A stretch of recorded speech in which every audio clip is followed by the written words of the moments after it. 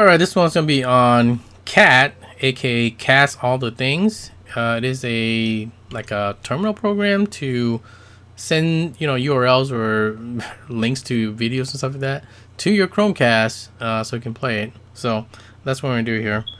Pretty easy to install. Just do pipx install catt here, and after you have it, all you gotta do is catt scan, and this will scan for any Chromecast device in your Wi-Fi network.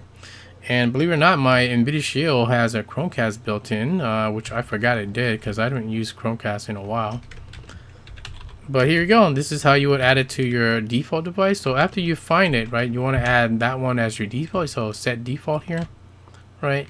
So you just put in the name in quotations there, and that's it. Oh, this one will add it to your your config file, and I'll set it as your default. And this is your config here if you don't know where it is at, right? This will be your default. So this is the thing that they generated here with that command. If you have like multiple Chromecasts, you can actually do like aliases to send the videos or whatever it is that you're doing commands to that device. But that's our default. There is the our Android NVIDIA Shield TV here. All right. Anyways, that's what you can do for setting your default. And now you can actually cast to it now. So if I do, let's grab a link here. We'll get the survival insurance commercial here. And we'll do catt, and then we'll do, what is that, cast? We'll put that in there. And this one should send it to my, what is that, Chromecast on my NVIDIA Shield in a minute here. So there you go, it's playing, right? It's opening my YouTube app there, and then it's playing. So there you go. Right now, if you want to do the same thing, and you want to do, let's see, got another link here. Let's do the Rick Roll link here. So if I want to queue it, I can just add, right? Instead of like overwriting what's playing, we can actually just add it to it, and I'll add it to the queue here. Right, and you see it says add to queue.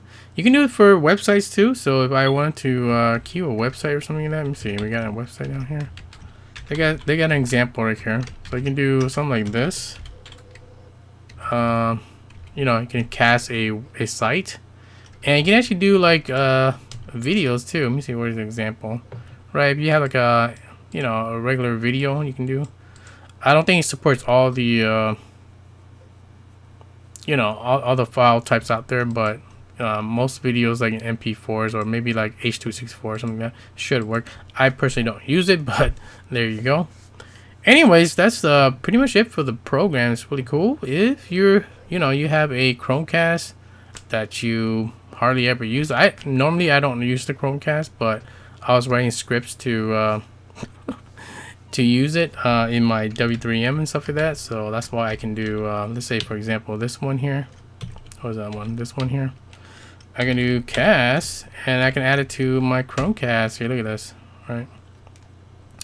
Anyways, that's what I can do there from my scripts. And so I thought I'd add that feature in there. So that's why I'm talking about this program right now called catt. If you want to use it, and if you have a Chromecast, let's say you have your monitor next to you, or I mean your TV next to you with the Chromecast in there, you can actually just send it to the TV without like lifting a finger, because you already have it on your computer, right? Just send it with the script, and it starts playing, right? Anyways, that's it for catt.